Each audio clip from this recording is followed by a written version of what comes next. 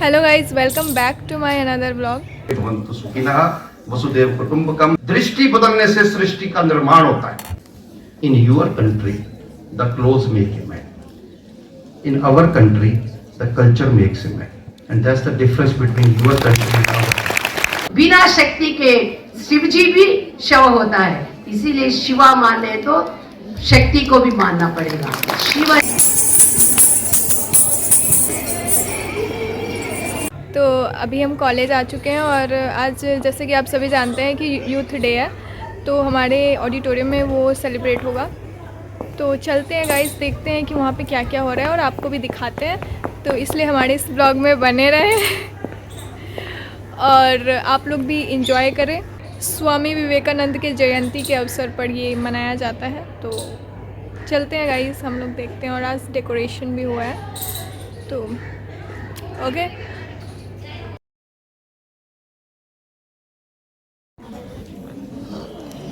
तेरा नेटवर्क पकड़ रहा है क्या?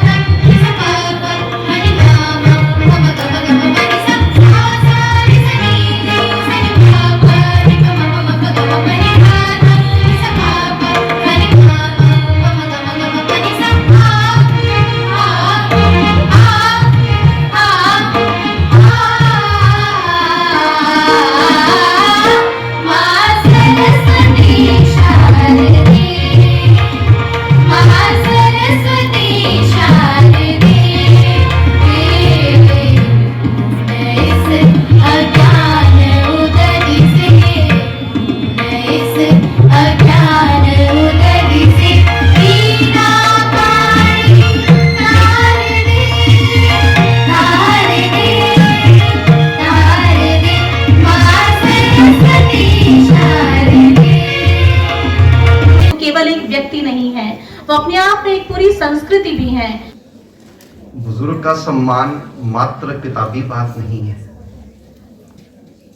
जब उसकी बात को मानना हो तो उसके नियम से बंधना पड़ता है। तो एक वो है जो नियम के साथ चलते हैं, एक कहते हैं हम नियम से मुक्त हैं। जो नियम से मुक्त कहते हैं वो परिवार में नहीं विश्वास करते। नॉट मियरली दैट, वो कहते हैं फ्री सेक्स की सोसाइटी होनी चाहिए।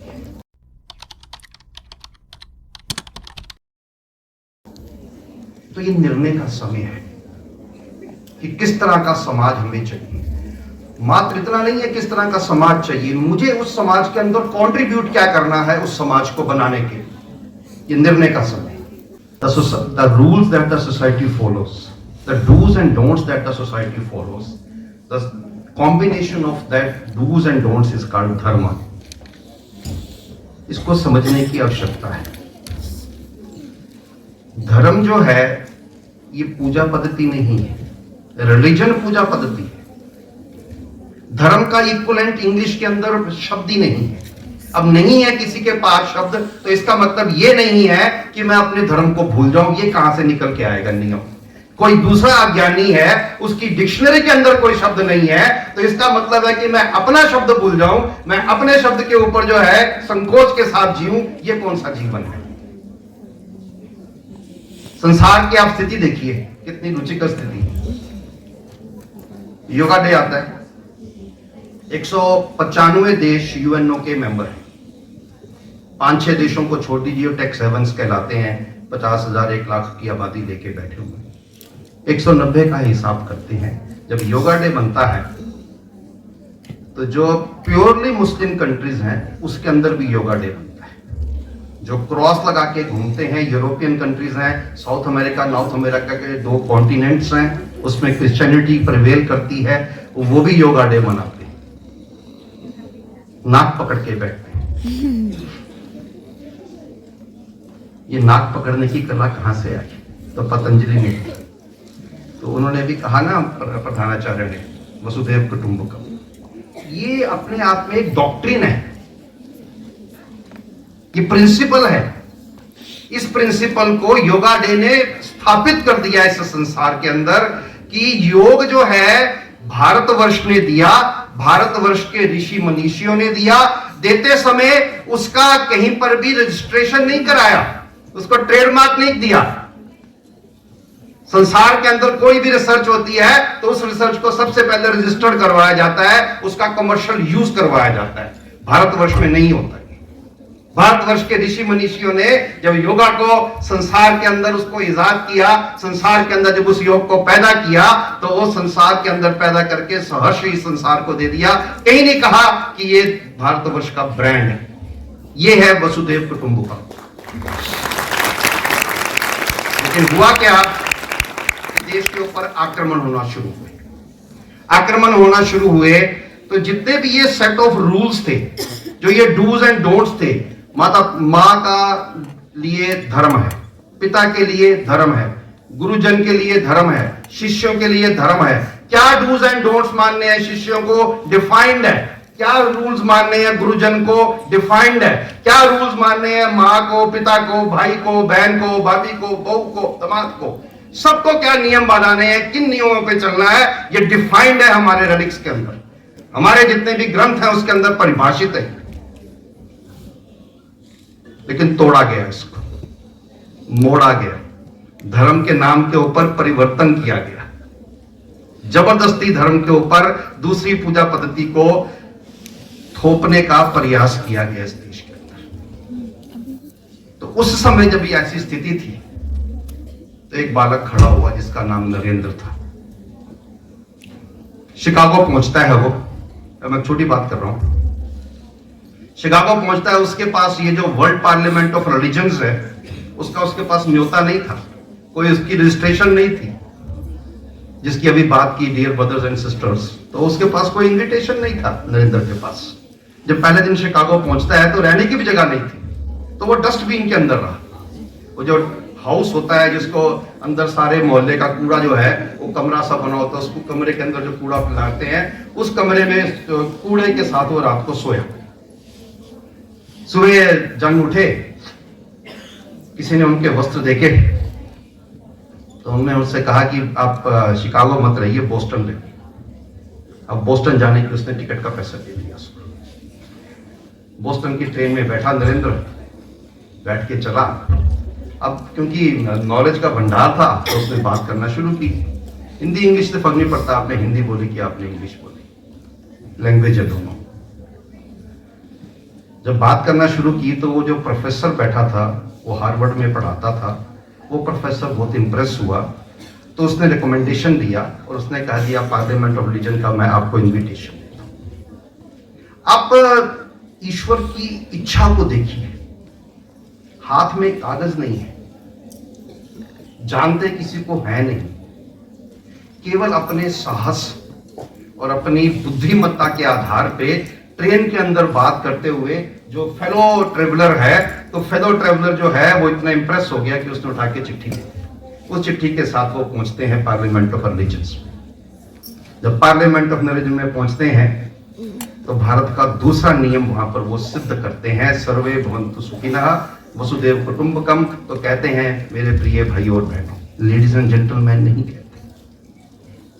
क्यों नहीं कहते ladies and gentleman? There is a philosophy behind it. ये भाई और बहनों कोई वो राजनीतिक दल का कोई नेता बोल रहा है, ये वो वाला वाक्य नहीं है, कंसेप्ट है। मैं आपको बहन कह रहा हूं तो मेरी नजर बदल जाती है आपकी तरफ, मैं आपको लेडी कहता हूं तो मेरी नजर बदल जाती है आपकी तरफ। ये नजर की बात है, दृष्टि बदलने से सृष्टि का निर्माण होता है। ये दिया है हमारे संत महात्माओं ने।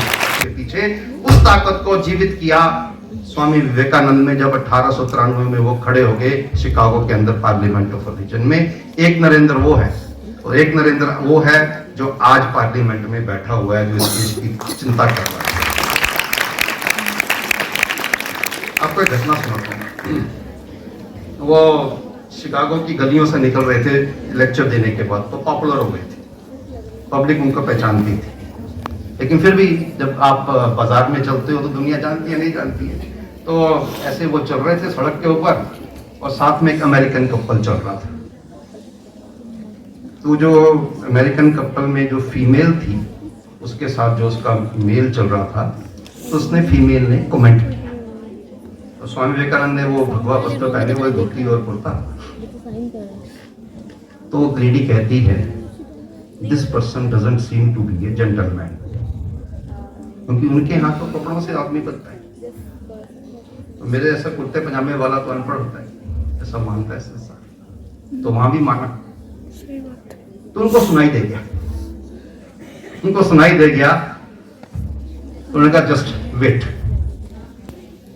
Look young lady, in your country the cloth make a man, in our country the culture makes a man, and that's the difference between your country and our.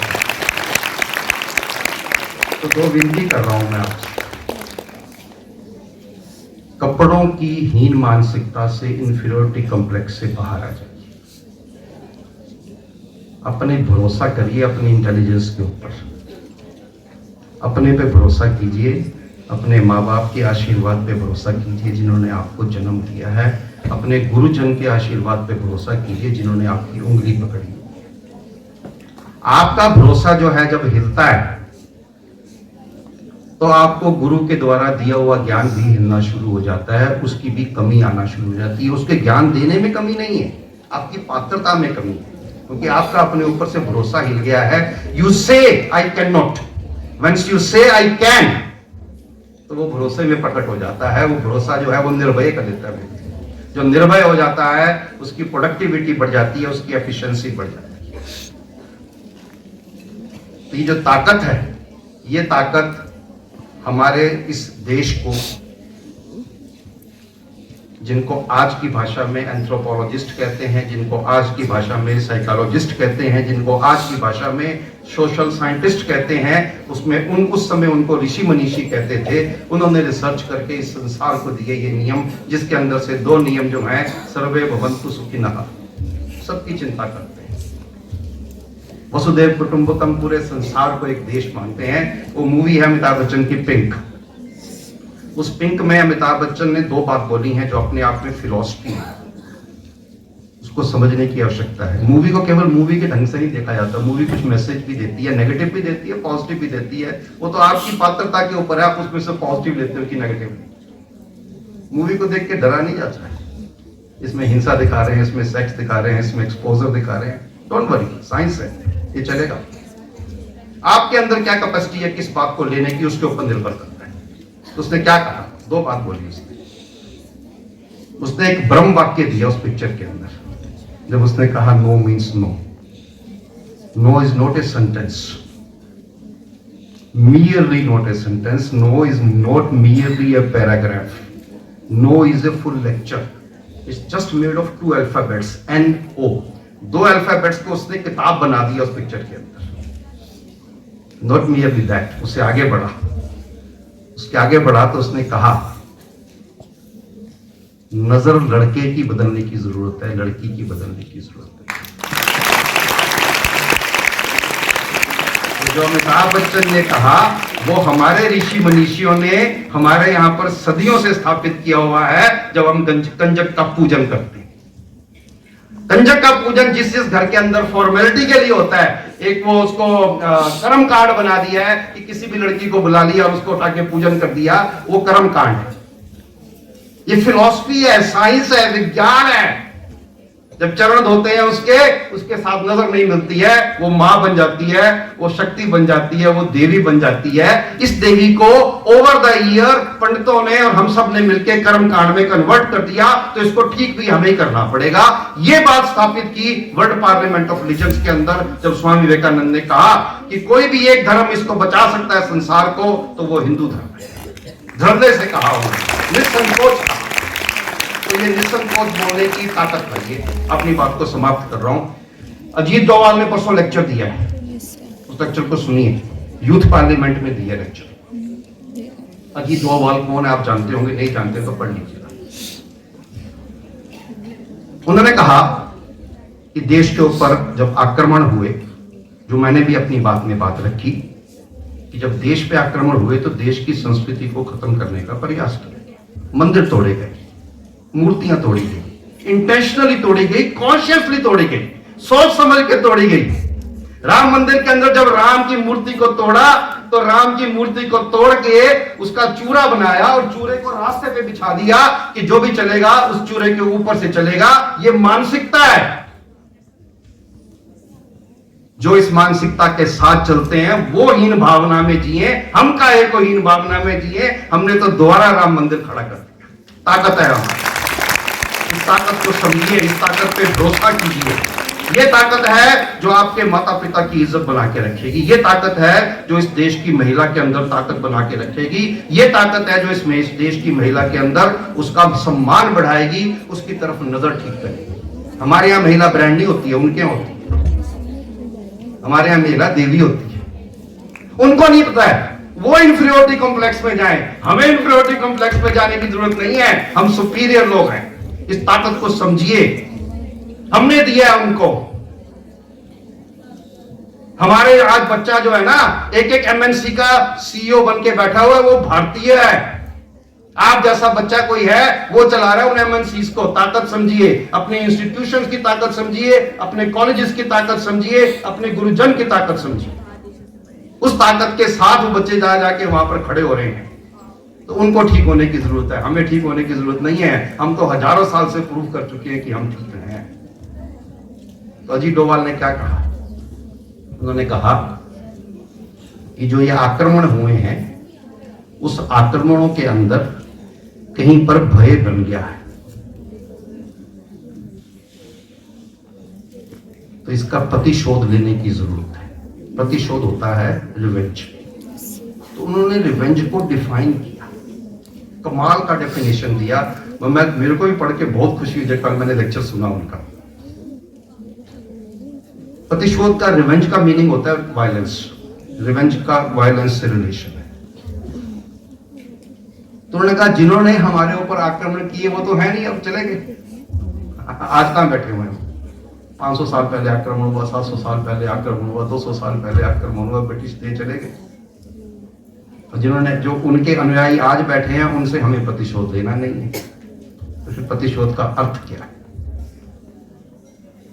तो ही सेड कि भारत का जो युवा है उसको साइंस में number 1 बनना पड़ेगा, टेक्नोलॉजी में नंबर 1 बनना पड़ेगा, आर्टिफिशियल इंटेलिजेंस में नंबर 1 बनना पड़ेगा, कॉमर्स में नंबर 1 बनना पड़ेगा, इकोनॉमिक्स में, डिफेंस में, जर्नलिज्म में, स्पोर्ट्स में, म्यूजिक में, फाइन आर्ट्स में, हर चीज में भारत के युवा को प्रथम बनना पड़ेगा। और जब प्रथम बन जाएगा युवा तो ये देश विकसित होगा। जब ये देश विकसित होगा तो स्थापित होगा, और स्थापित होगा तो अपने आप में प्रतिशोध हो जाएगा। कोई इसके साथ आके खड़ा नहीं हो पाएगा। इस बात को समझिए। एक नियम दिया उन्होंने, उस नियम को अपनाइए। उन्होंने कहा डिसिसिव होना पड़ेगा युवा को। तो डिसिसिव का मीनिंग क्या होता है वो मैं एक लाइन में आपके समक्ष रख रहा हूं। आदमी को जब निर्णय करना पड़ता है, ये खाऊं कि ना खाऊं, ये पहनूं कि ना पहनूं, यहां जाऊं कि ना जाऊं, ये डिलेमा कहलाता है, कंफ्यूजन कहलाता है। जीवन में बहुत बार होता है, ये कहूं कि ना कहूं। तो जब जब नहीं की स्थिति आती है तो वो डिसीजन लेते हुए डर रहा होता है। तो उसको कहते हैं डॉक्ट्रिन ऑफ नो डिसीजन। कोई निर्णय नहीं ले रहे। जब कोई निर्णय नहीं लेते हैं तो भय बन जाता है, शरीर के अंदर भय घुस जाता है, डरता आदमी निर्णय लेते हैं, तो आदमी डरपोक बनता जाता है। तो इसलिए एक सेंटेंस है, बड़ा प्रसिद्ध सेंटेंस है, wrong decision is better than no decision. निर्णय लीजिए, गलत निर्णय लेते हुए मत घबराइए, निर्णय के साथ आगे बढ़िए, अपने पे विश्वास करिए। 1 experiment, 2nd experiment, 3rd experiment, ultimately you will be the final winner. But the person who is not taking the decision, he is not competing, and who is not competing, he is standing still at the place where he was. तो आपको एक ही जगह पे खड़े होकर चलना है या जिंदगी में आगे बढ़ना है। आगे बढ़ेंगे तो कांटे भी आएंगे, स्पीड बैरियर्स भी आएंगे, परेशानी भी आएगी, तंगी भी आएगी, हर चीज आएगी, फेलियर भी आएगा। तो ये बात स्वामी विवेकानंद ने सिद्ध कर दी इस संसार के अंदर कि निर्णय लेने की ताकत चाहिए। जहां से बात शुरू की थी वहीं समाप्त कर रहा हूं। बिना इनविटेशन के शिकागो पहुंच के कोई दूसरा व्यक्ति कहेगा तो कहेगा बेवकूफ इंसान है। आपको किसी प्रोग्राम में जाना हो यूएसए के अंदर या किसी भी कंट्री के अंदर या किसी भी स्टेट के अंदर और आप बिना इनविटेशन के पहुंच जाए, आपको घुसने ना दे अंदर, तो लोग कहेंगे यार तू करने क्या गया, तेरे को पहले करके जाना चाहिए था। लेकिन उनको अपनी ताकत पे विश्वास था, उनको अपनी साधना पे विश्वास था, अपनी निर्भयता पे विश्वास था। तो उनकी निर्भयता को देख के वो जो फेलो ट्रेवलर था उसने उनको इनविटेशन उनके हाथ में पकड़ा दिया। उस इनविटेशन ने इतिहास रच दिया। उस इतिहास के माध्यम से आज हम बैठे हैं। आप सबको बहुत शुभकामनाएं। भारतवर्ष का नाम रोशन कीजिए, अपने माता पिता का नाम रोशन कीजिए, अपने गुरुजन का नाम रोशन कीजिए, अपने भाई बहनों का नाम रोशन कीजिए, अपने मित्रों का नाम रोशन कीजिए। बहुत बहुत आपको बधाई।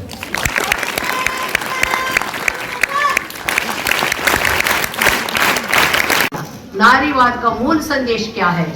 बहुत सरलता, महिलाएं भी मनुष्य है और उन्हें समान गरिमा तथा समान अधिकार मिलना चाहिए। यही है नारीवाद का मूल संदेश। नारीवाद का मूल उद्देश्य समानता था, ना कि वर्चस्व। सूडो फेमिनिज्म कहाँ शुरू होता है? जब समानता की जगह अधिकार बोध आ जाती है, संरक्षण की जगह शक्ति का दुरुपयोग होने लगता है, न्याय की जगह पूर्वधारणाएं हावी हो जाती है, वहीं से सूडो फेमिनिज्म जन्म लेता है। ध्यान से सुन लीजिए, स्त्री अधिकारों को रक्षा के साधन के बजाय नियंत्रण के हथियार की तरह उपयोग करता है। यह कहता है महिलाएं हमेशा पीड़ित और पुरुष हमेशा दोषी। बिना स्त्रीलिंग बिना इत्व का शिव भी शव होता है, बिना शक्ति के शिवजी भी शव होता है। इसीलिए शिवा माने तो शक्ति को भी मानना पड़ेगा। शिव शक्ति यदि भवतु सौंदर्य लहरी के नाम पे उन्होंने लिखा था। इसीलिए इस देश की चिंतन में स्त्री और पुरुष दोनों एक ही है।